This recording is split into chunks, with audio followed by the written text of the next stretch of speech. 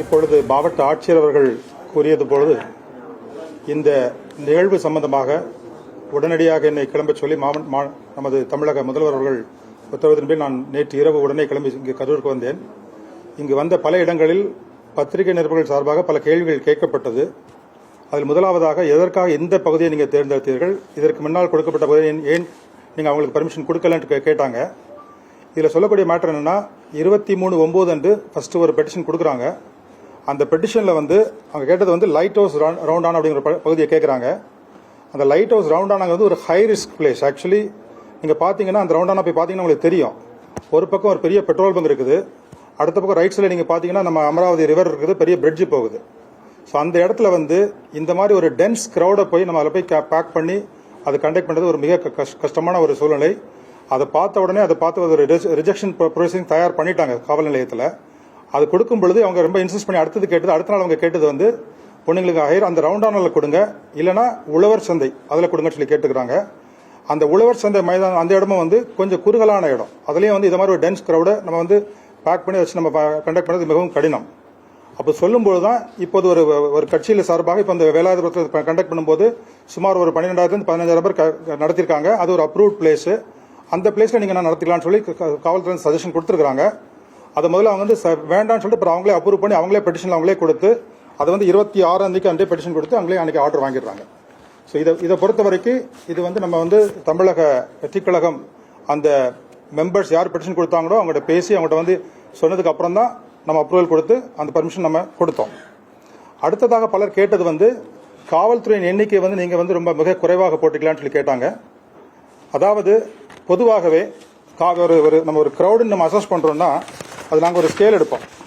அதாவது ஒரு லூஸ் க்ரௌட்னா அந்த இடத்துல ஒரு 10 ஸ்கொயர் ஃபீட்டில் ஒரு ஆள் நிற்கலாம். அடுத்து ஒரு ஸ்டாண்டிங் க்ரௌட்னா ஒரு 6 to 7 ஸ்கொயர் ஃபீட்டில் ஒரு ஆள் நிற்கலாம். ஒரு டென்ஸ் க்ரௌட் அதெல்லாம் ஒரு 4.5 to 5 ஸ்கொயர் ஃபீட்டில் ஒரு ஆள் நிற்கலாம். ஸோ இது நம்ம கால்குலேட் பண்ணி பார்க்கும் பொழுது அதே மாதிரி அந்த க்ரௌடுடைய கேரக்டர் ஒரு low risk, moderate, high risk, இது மாதிரி பல கேட்டகரிஸ் இருக்குது.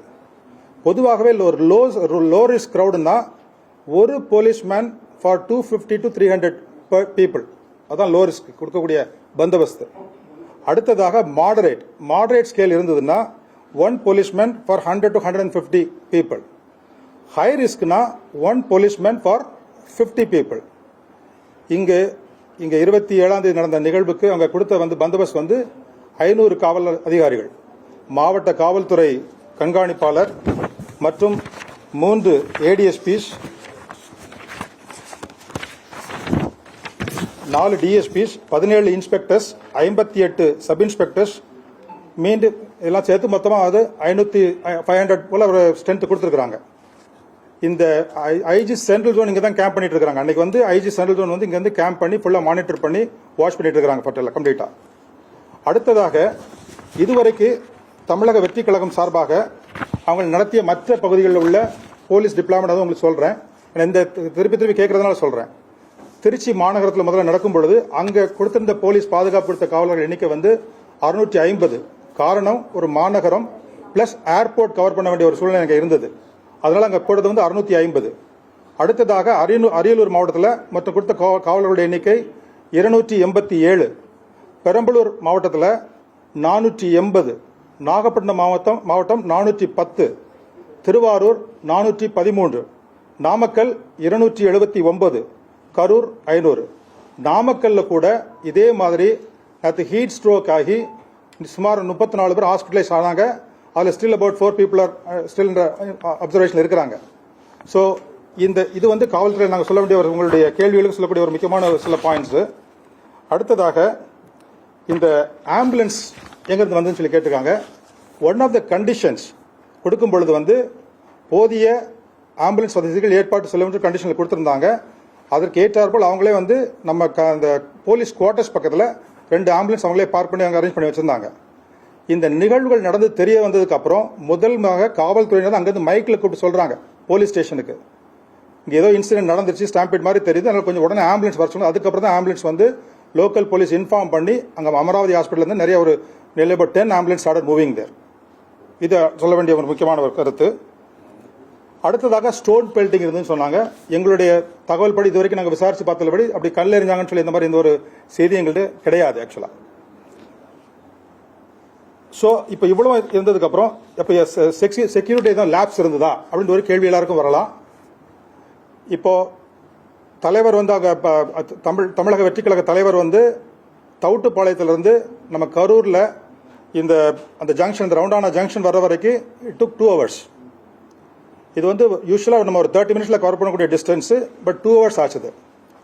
ஏற்கனவே நாமக்கல் அவங்க பண்ண வேண்டிய அந்த பிரச்சாரமும் லேட்டாக ஆரம்பிச்சு அது 4 hours ஆச்சுது. 12 o'clockலேருந்து 4 o'clock ஆச்சுது. அங்கே அதனால காத்திருந்த மக்கள் எல்லாருக்குமே ஹீட் ஸ்ட்ரோக் ஆகி அதனால அவங்க ஹாஸ்பிட்டல் போக வேண்டிய நிலைமை நாமக்கல்லே நடந்தது. சப்சிக்வெண்டாக அவங்க திருப்பி அங்கேருந்து கிளம்பி வரும்போது 4:15 போல் அங்கேருந்து கிளம்பியிருக்காங்க. நாமக்கல்ல இருந்து கிளம்பி அந்த தவுட்டுப்பாளையருந்து கிளம்பும் பொழுது நம்மளுக்கு அந்த ரவுண்டான பக்கத்தில் வரும்போது அந்த ஜங்ஷன் அந்த ஃப்ளைஓவர் ஜங்ஷனில் வரும்போது ஆல்மோஸ்ட் 6 o'clock டைம் ஆயிடுச்சு. ஸோ 6 o'clock வந்ததுக்கப்புறம் அது வரைக்கும் அந்த கட்சியின் தலைவர் அவர்கள் வந்து சைடில் இருக்கும்போது சர்வீஸ் ரோட்லேருந்து மக்களை பார்த்து கையசிட்டு வந்தவர் உள்ள திருப்பி வண்டிக்குள்ளே போனதுக்கப்புறம் மக்களை பார்க்கக்கூடிய ஆர்வம் அதிகமாகுது.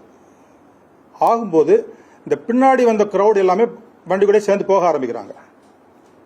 அந்த வண்டி போகிற ஒரு டிஸ்டன்ஸ் டைமே வந்து ஆல்மோஸ்ட் 1 hour ஆயிடுச்சு. அங்கே 6 o'clockல அங்கே ஆரம்பித்த வண்டி வந்து அங்கே மூவ் பண்ணி அந்த முனியப்பன் கோயில் தாண்டி அந்த பேசக்கூடிய இடத்துக்கு வரக்கூடியதுக்கு சுமார் நியர்லி அபவுட் 1 hour ஆயிடுச்சு.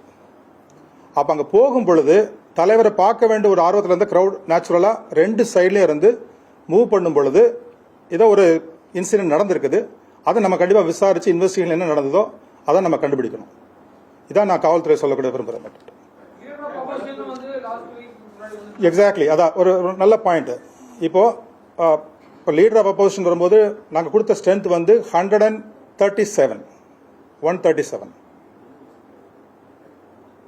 Orderly crowd, well regulated, controlled, ஒரு பிரச்சனை இல்லாமல் போச்சுது, ஸ்மூத்தாக டிஸ்போஸ் ஆனாங்க.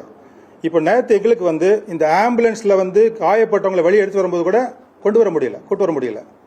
அதே மாதிரி அவங்க கட்சி தலைவரை வந்து நம்ம அந்த இடத்த விட்டு நம்ம வெளியே கூட்டு போகிறதுக்கும் எங்களால் ஒழுங்காக அந்த க்ரௌடை வந்து புஷ் பண்ணி கொண்டு போக முடியல. ஸோ எந்த ஒரு பாதுகாப்பு அமைப்பாக இருந்தாலும் சரி, அதில் யார் கலந்துக்கிறாங்களோ அவங்களுடைய ஒத்துழைப்பும் காவல்துறைக்கு தேவை. ஏன்னா இது நீங்கள் எவ்வளோ தான் ஸ்ட்ரென்த் போட்டாலும் சரி, நீங்கள் 500 இல்லை 1000 போட்டாலும் சரி, 2000 போட்டாலும் சரி, இவ்வளோ ஒரு 10,000 15,000 20,000 இருக்கக்கூடிய க்ரௌட் வந்து போலீஸை ரெசிஸ்ட் பண்ணும் பொழுது என்ன பண்ண முடியும்? ஒரு சூழ்நிலைகள் வரும் கண்டிப்பாக. அப்போ நம்ம வந்து கொஞ்சம் அவங்கள கை வச்சு பேசி சமாதானமாக பேசி கொஞ்சம் லைட்டாக புஷ் பண்ணி தான் கொண்டு வர முடியும். இப்போ டிஎஸ்பி வந்து கரூர் டவுன் டிஎஸ்பி வந்து நம்ம மேம்பாலத்திலிருந்து அந்த பேசுகிற இடத்துக்கு வந்து அவர் தான் வந்து அந்த டீமோட பேசி கூட்டு வந்திருக்கிறாரு.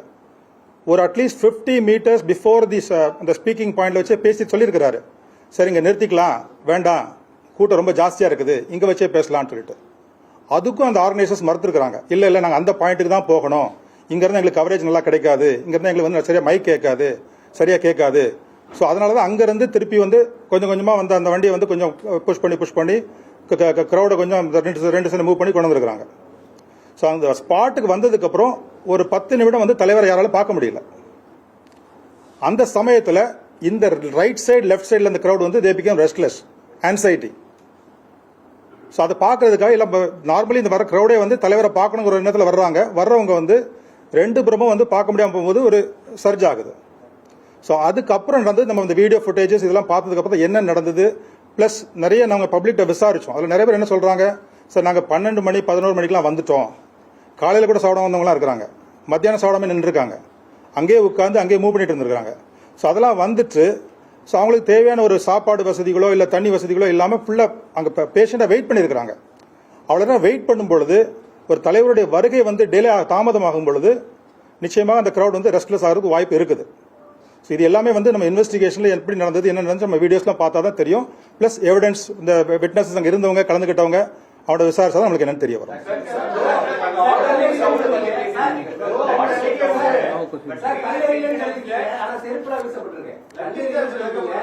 அது ஒன்று இல்லை, சரி இது நான் அதிகமாக பதில் சொல்ல நான் விரும்பலை. நான் இது வரைக்கும் விசாரித்த தகவல் உங்கள்கிட்ட ஷேர் பண்ணிட்டேன்.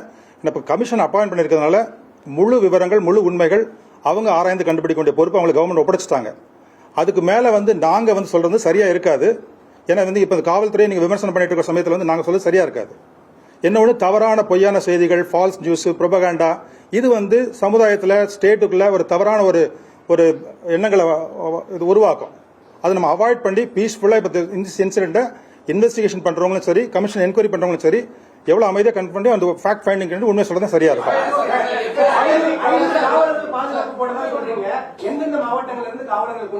அரியலூர், புதுக்கோட்டை பிளஸ் இங்க கரூர் டிஸ்ட்ரிக்ட். இல்ல இருந்தாங்க. ஐஜி இருந்தாருங்க. ஐஜி இருந்தாரு.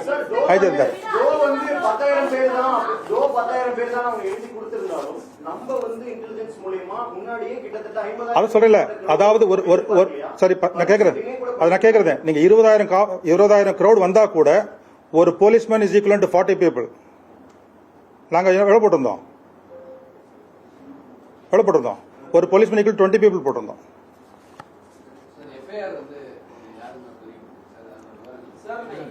அதாவது வந்து இப்போ வந்து அந்த விசாரணையில் வந்து இப்போதைக்கு வந்து அந்த ஆர்கனைசர்ஸ் அந்த பெர்மிஷனுக்கு அப்ளை பண்ணியிருந்தவங்க அவங்களை வச்சு போட்டு விசாரிச்சுட்டு இருக்காங்க.